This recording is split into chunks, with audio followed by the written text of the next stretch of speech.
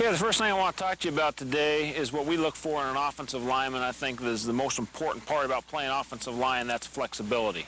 What we're looking for in a player is a guy that can basically do this test is what we test when we look at an offensive lineman. Put your hands behind your head, men. We like their hands behind their head with their head straight up, their feet shoulder width apart, and I want you to squat down. And we want a player that's going to be able to squat down and get his rear to the ground and be able to keep their heels on the ground so he can come back up in a relatively comfortable position. If they can do that, then that's a sign to me that they have good ankle flexion, knee flexion, and hip flexion. And I think those are the most important elements in being a great offensive lineman to start with. Is you got to have flexion. You got to be able to be flexible in those areas, and then we can develop the strength and the brute strength that you're going to need to play the position. We'll also continue to develop the balance. But without flexibility, I don't think there's a very good chance that a player is going to have great balance. And so that's the most important thing that we look for in recruiting a student athlete, and that's what we try to develop in our players throughout their career here, is to continue to work on their flexibility and stretching throughout their career.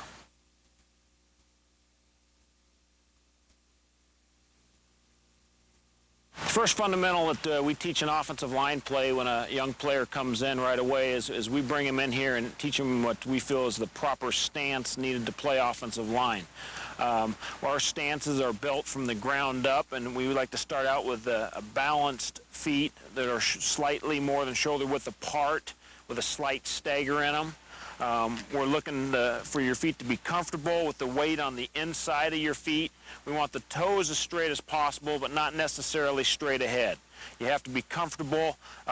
It's important that you keep your heels down, and then we're going to have the proper power angles in the ankles, the hips, and the knees. Go ahead and lower into a stance.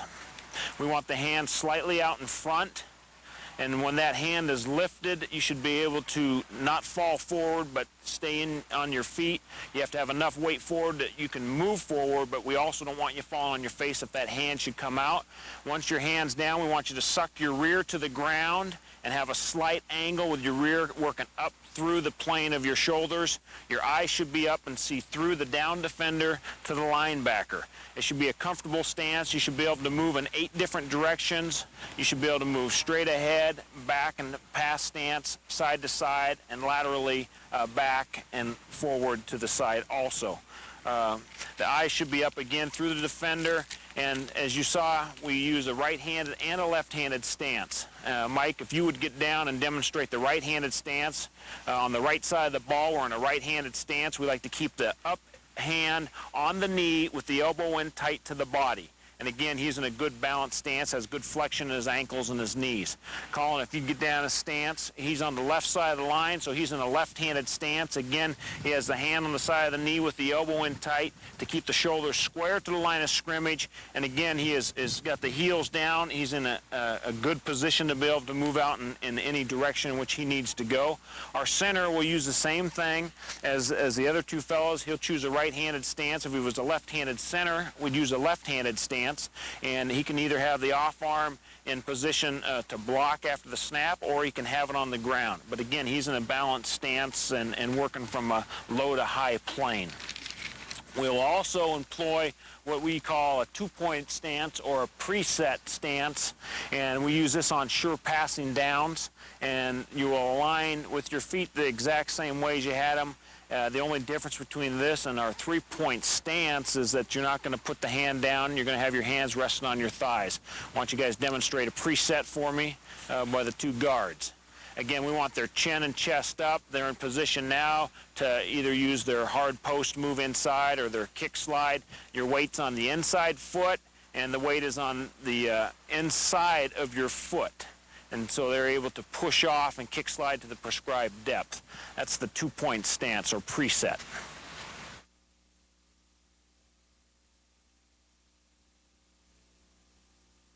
Okay, the next thing I want to talk about is the proper run blocking demeanor. And what we do is we teach our players to get in a proper run blocking demeanor. And what I'm looking for here is for his hips to be down, a good bend in the knees, good ankle flexion, the toes out.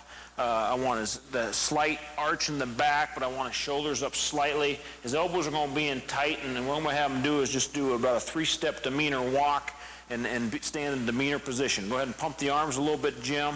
And that's the proper demeanor that I want you in when you engage a defender and begin to block. The next thing that is very important is that they have an understanding for leverage angles and power angles.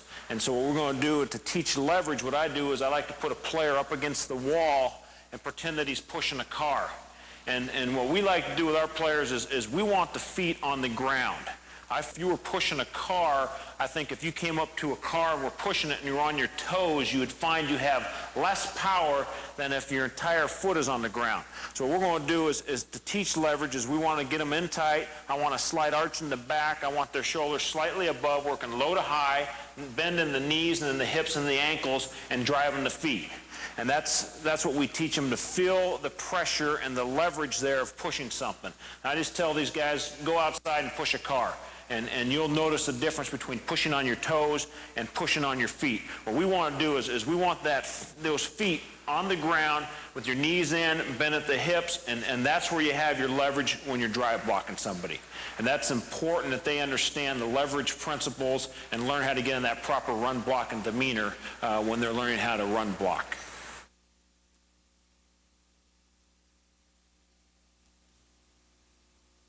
Next thing we're going to talk about is our base drive block. And teaching the drive block, I like to use what I call a 3-step progression.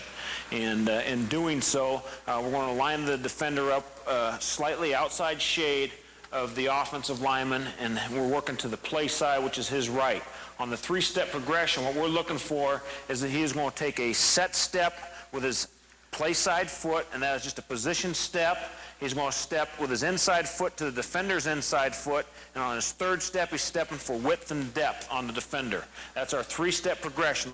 The entire time, he's working the leverage principles that we've talked about. He wants to get the hands inside, engage the defender. We're going to work from a low to high plane. It's important that you engage the defender with your pads underneath the defender's pads. Again, it's a 3-step progression, working low to high with inside hand leverage, and again, it's a continuation after those first 3 steps. It's very important that you get the first 3 steps down. You want to have 3 steps down before the defender can engage you, and most time you're going to have success executing that block. We also talk about a 3-inch rule when we're doing any type of blocking on the line of scrimmage, and we feel if we can knock the defender off the ball 3 inches and sustain our block, that we're going to have a chance to be successful. The last phase of that block is obviously the finish. And what we're looking for with the finish is for our player to be on the defender until the whistle blows, and then we want to see that defender's head snap back or the defender pancaked on the ground. One more time, let's look at the quicker 3-step progression now. We'll go set hut, and then he's going to show you the 3-step progression at a much faster rate of speed here. Set hut. That's the 3-step progression, working low to high. Again, the steps are set step with the play side foot. Then we're going to step inside foot to inside foot, depth and width on the 3rd step. That's our base drive block progression.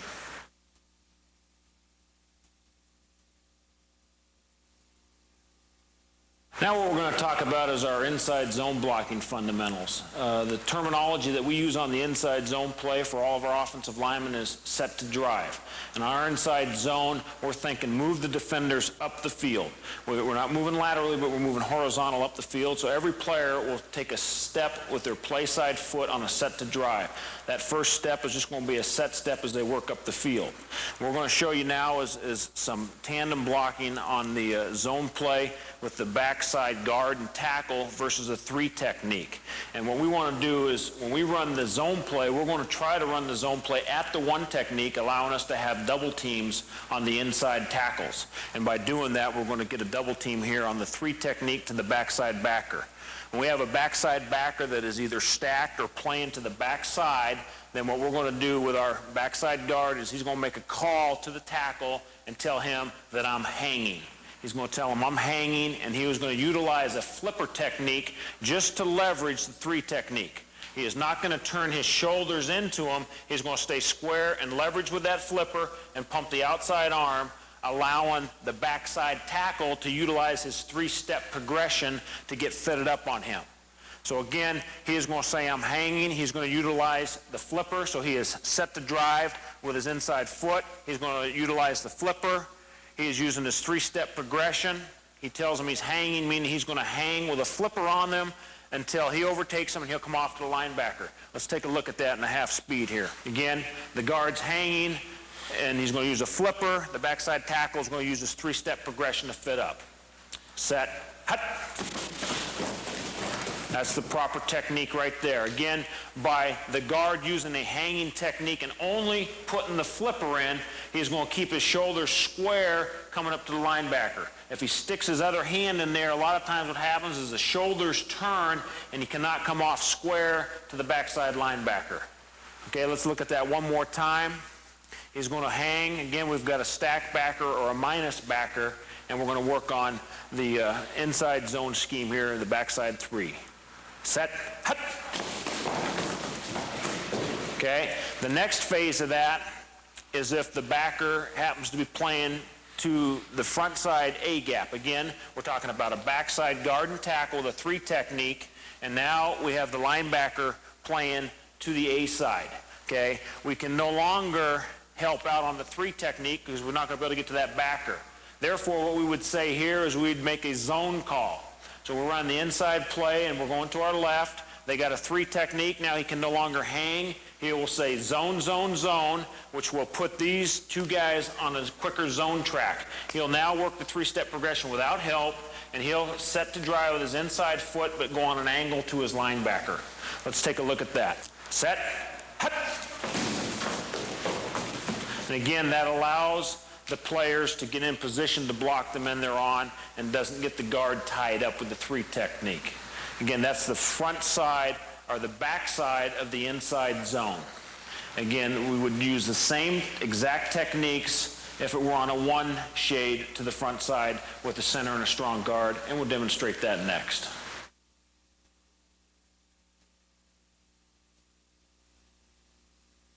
Okay, now we're going to take a look at handling a one technique to the play side of the inside zone.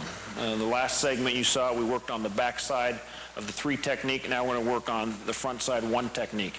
Now we've got ourselves a center and a play side guard with a one technique and a backer inside. And now he's going to use the same technique as used on the back side on the front side. He'll tell the center that he's hanging, and he'll use a flipper. The center will use a three-step progression to get up onto the one technique. Let's go through at half speed. Set. Hut. Okay, good. And again, it's the same technique. Anytime we have two adjacent linemen working on a stack, we're going to use a flipper and a hang technique to stay square and a three-step progression on the backside.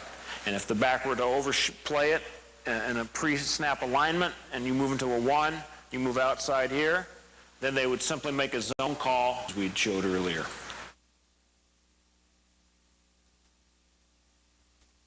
We've now moved out to the play side tackle and the play side tight end. And what we're looking at now is a seven technique and an outside backer.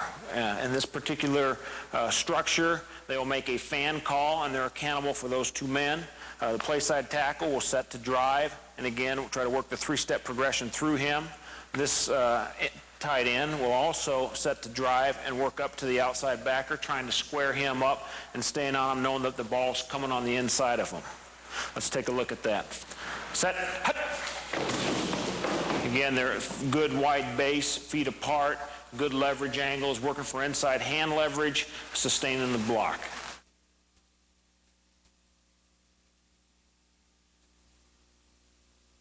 The next look that we're going to have with the tackle and the tight end, if we were to have a seven technique here and this backer were to play inside here, slightly stacked outside, then we would make what is called a dual call.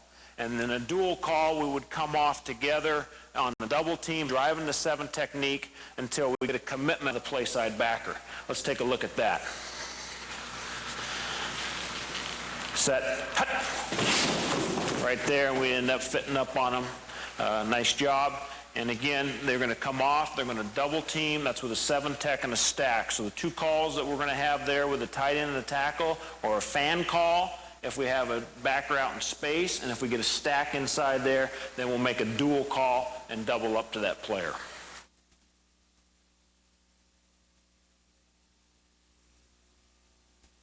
Okay, the next fundamental block that we're going to talk about in scheme for us is our outside zone blocking. And we'll use this on the stretch play or the toss sweep. For the outside zone, the verbiage that we use is set to reach. And what we're trying to do now is work people on the defensive line to try to reach block. We're going to set to reach. What we're going to do on our set to reach is he's going to take a set step with his outside foot. He's going to step through the crotch of the defender with his inside foot. He's going to rip into the defender and keep outside leverage on him. So what we're going to try to do again is take a set step with the outside foot, step through the crotch with the inside foot, and then continue to width and depth on the third and keep leverage into the guy. We're going to try to rip with the flipper and grab cloth. Set. Hut.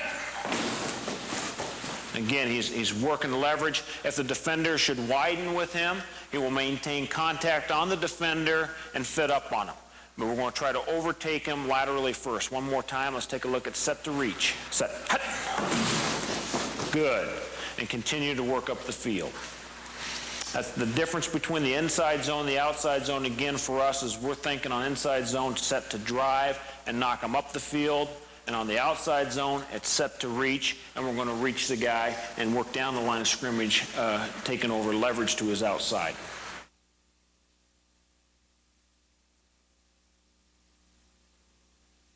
The next phase of the outside zone we're going to teach is what we call a butt block, and that's utilized when we overreach a defender and he's behind us, and we're going to set back into the defender and keep him walled off from making the play. And this technique is the ball. Okay, we do not use this on the unless we absolutely have to. Most of the time we have a guy coming with us, so a lot of times this is utilized by a backside player.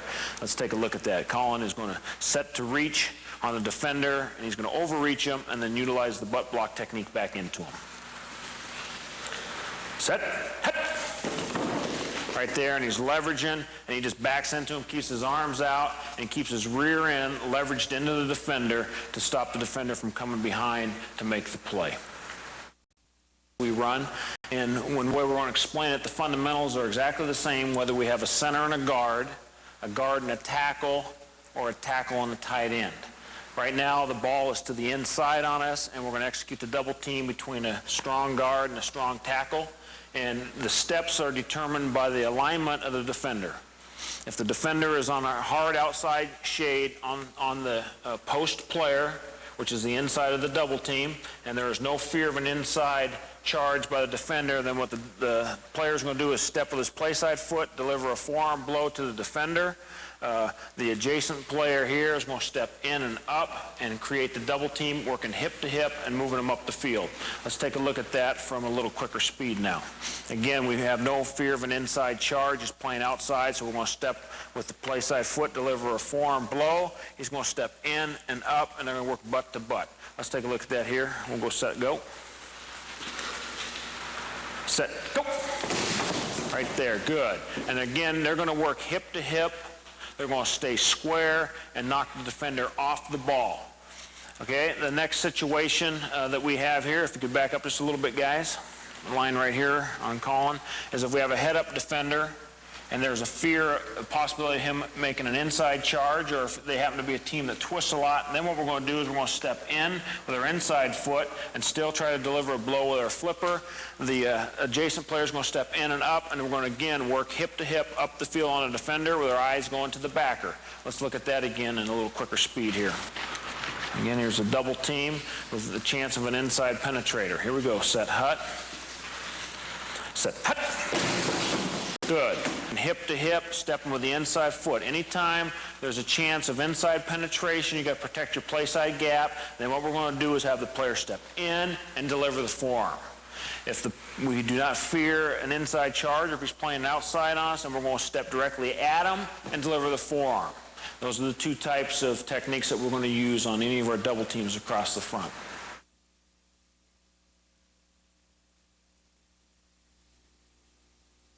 The next block that we're going to teach is our down block, or also our back block if it's performed by a center.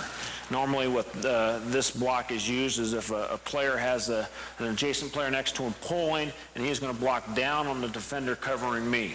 And what we're trying to do on this particular block is prior to the snap, he's going to identify a target on the defender.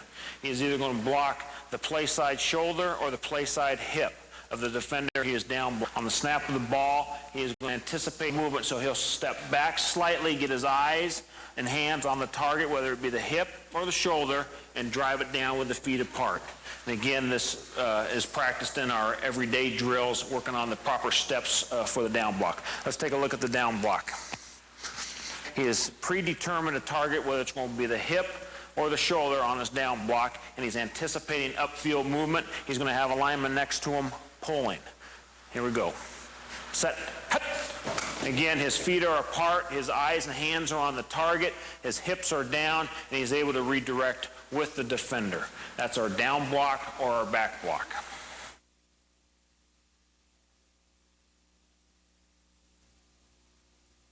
Okay, the next block that we're going to demonstrate is a cutoff block. And what we're trying to do here is get our backside leg and backside arm through the defender's play side and scramble up the field. Again, this is a technique that is used mainly on the backside of a play, trying to cut off a defender from flowing to the play. So we've got a backside guard or a tackle here trying to cut off an inside defender with the play flow away. Here we go. Again, he's going to try to rip through and scramble up the field. Set. Hut. He wants to be square and continue up the field in a bear crawl position. That's the cutoff block.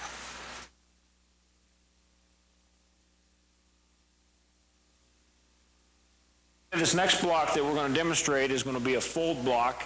And this type of scheme can be a combination between a center and a guard, a tackle and a tight end, or a tackle and a guard.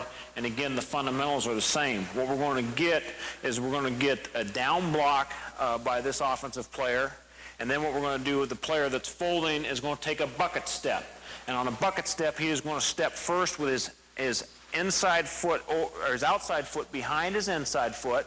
Then he's going to step with his inside foot and stay square to come around and be square when he comes up to the backer.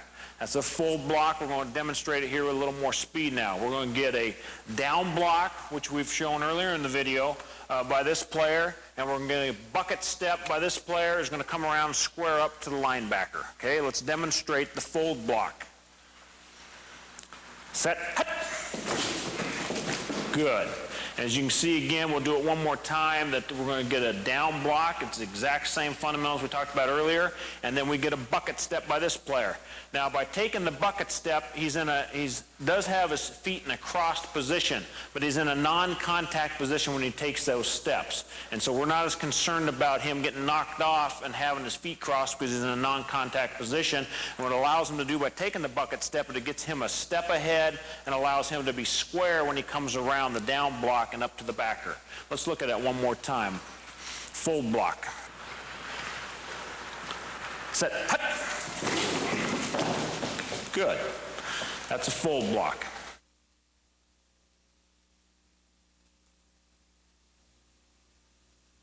This next technique that we're going to teach, we utilize mainly on the backside of the outside zone play, but it's simply a backside technique for the tackle. So if this were our backside tackle and we got the play going in this direction, he's using what we call a levels block, where he is going to rip through the end defender and work up levels of the field to the fold defender and block the linebacker. He's going to force the man over him to go outside, and then he's going to work on levels up to the backside defender, staying square. Let's take a look at that at a little quicker speed here. Here we go. Set. Hut. Staying on levels, looking for the fold defender coming over the top. Backside technique by the offensive tackle, levels block.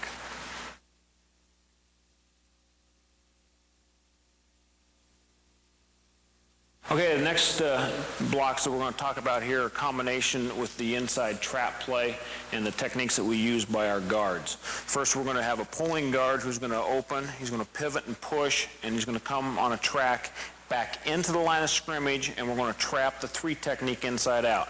What we're trying to do is get our eyes on the inside number. The play side guard is going to try to set up the 3 technique with what we call an Olay technique. He's going to just try to flash the guy in a quick swim into the inside linebacker, and then about the time that he releases, we should have the guard there to trap it inside out. Let's take a look at the trap play here. First, you're going to see the Olay technique here by the play side guard, and you're going to see the trap technique by the backside guard. And again, he's going to open, backside foot, and trap it inside out. Okay, let's go take a look at that. You got a back block by your guard, an open step by the guard, back block by the center, pivot and push by the guard, Olay technique by the play side guard. Here we go. Set. Okay, again, we're trapping it inside out. You saw the Olay technique by the play side guard. Let's look at it again, and except this time now we're going to utilize a rip technique by this guard. What he's now going to do is step hard with his inside foot and rip his backside shoulder through, trying to avoid all contact on his way up to the backer, and then again we'll get the inside out trap. Let's take a look at it. Trap with a rip technique. Pivot and push by the trapping guard. Set. And again, we're on an inside-out track on the trap, trying to dig out the trap. That is the Olay and the rip technique on the trap play, along with the trap pull and the kick-out block.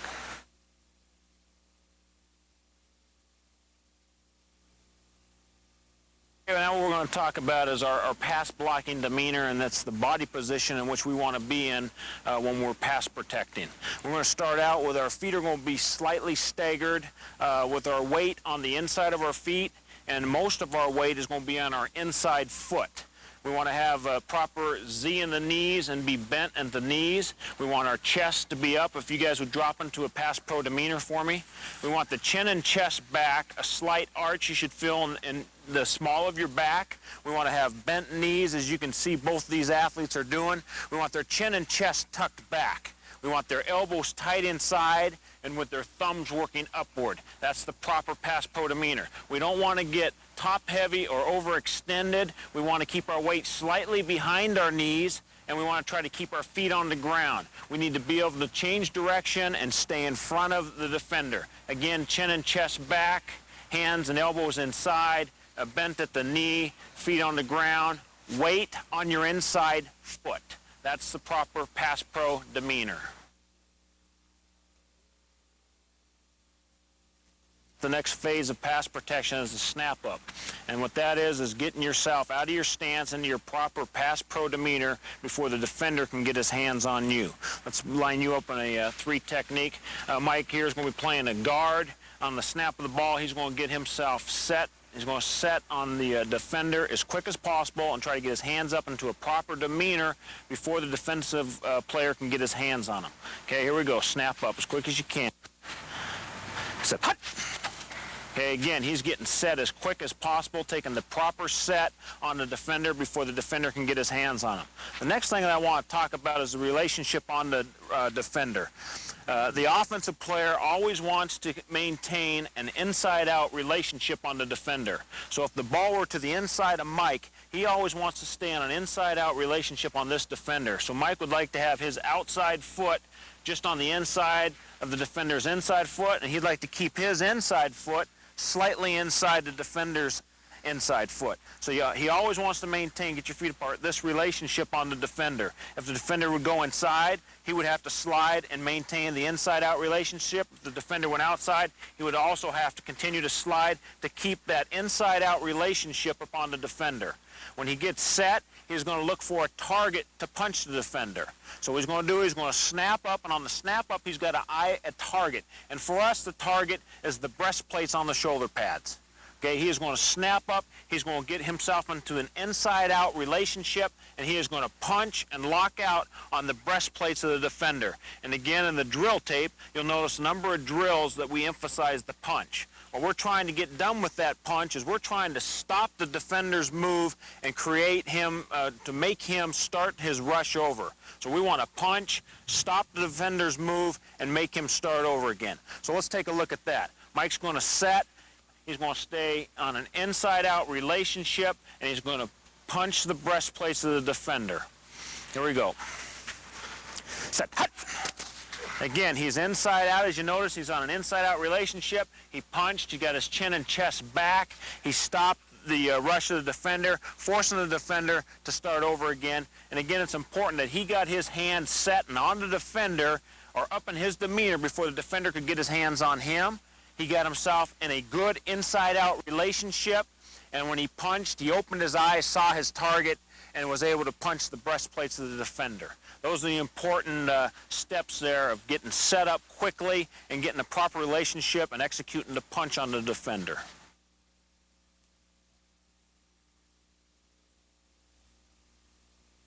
The next thing we're going to talk about are the three types of pass sets that an offensive guard is going to take. And they're going to be determined by the technique that the defensive man is playing over them. He will either be playing an inside shade, head up, or some form of an outside shade. The first one we're going to talk about is a player playing an inside shade. The technique that we use versus an inside shade is what we call a hard post. And what he's going to do on a hard post, since the defensive player is playing his inside shade, and he has got to get a inside foot to inside foot relationship, his feet slightly inside out, he's going to take a hard post step inside with his inside foot. And he's going to try to stop all penetration on that hard post step. So the first set that we're going to use is versus what we call a one-tech or an inside shade, and we're going to use a hard post. Okay, here we go. Set hut, hard post set on one. Down. Set hut. And again, his inside foot's going to stay up in pass protection. Your inside foot will always stay up. And to an inside rush, he's going to take a hard post set. One more time, let's look at the hard post set. Inside rush, inside shade, hard post set. Set hut. Again, working to get inside-out relationship on the feet. The next set that he's going to have is against a player that's playing head up on him. And what he's going to take then is just a soft post. Instead of taking that inside foot and stepping hard down inside, all he's going to do is pick the inside foot up and put it down. He's going to pick it up and put it down. Okay, let's look at a soft post. Set hut. And again, we don't want to lean forward. We're going to set back, let the defender come to us. We're going to snap up and get to the setup as quick as possible, picking the inside foot up and putting it down. One more time with a soft post. Set hut. Right there, again, hands are inside. Okay, the third type of set that we're going to use is going to be a soft kick technique. And the soft kick, we use it with an outside defender lining up on our outside shade, and what we want to do is give a soft kick with our outside foot, basically picking it up and setting it down. Let's take a look at it here. Again, it's versus an outside rush. We're going to get a soft kick with his hut. Again, he is not jumping outside. He's taking a soft kick to get himself out there to keep him on that good inside-outside relationship.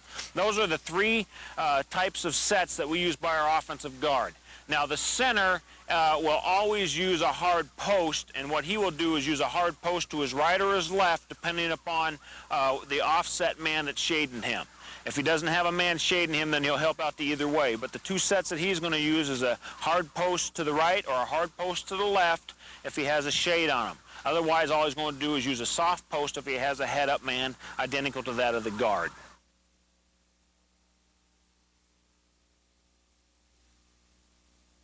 We employ three different types of pass sets by our offensive tackle. Again, it's determined by the shade of the defender on him. If the defender is just playing a heavy shade on him, he will use a soft kick technique to keep him in an inside-out relationship. If we happen to have a wide defender, he will use a kick slide technique, keeping his shoulders square to the line of scrimmage. And then the third one that he'll use is if we have a defender playing on him or shaded on him and we want to use a change-up, we use what we call a jump 'em technique, where he'll just step out and attack the defender right away. First of all, what we're going to do is we're going to take a look at the soft kick. So we're going to go ahead and go outside here, or outside foot to inside foot. Soft kick technique to stay in a good relationship with the defensive end. Set. Hut. And again, he's inside out, feet inside out, good pass pro demeanor.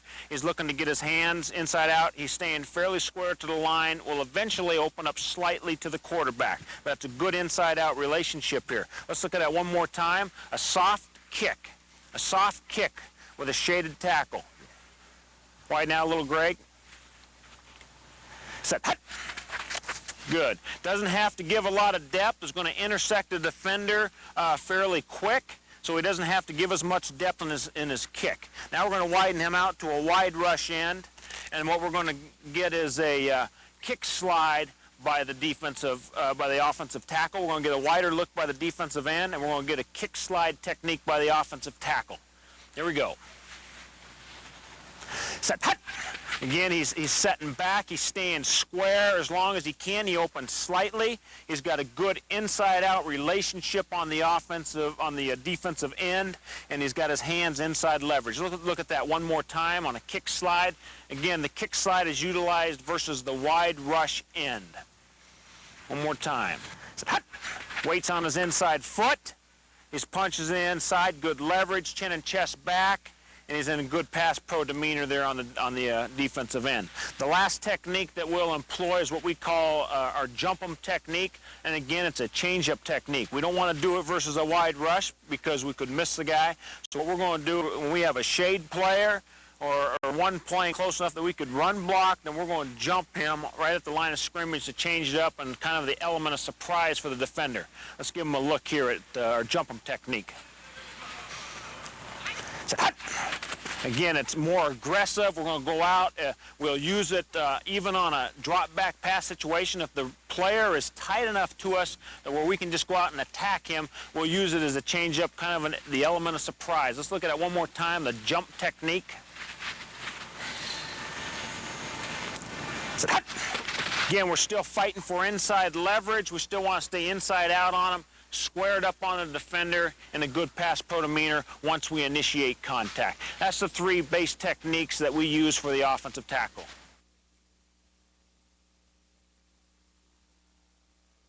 This is Dave Christensen thanking you for viewing the video on coaching offensive linemen. It is my hope that you got one or two thoughts or ideas off the video that you'll be able to implement into your program. If there's anything that I can do for you in the future, please don't hesitate to write or call me at the University of Toledo.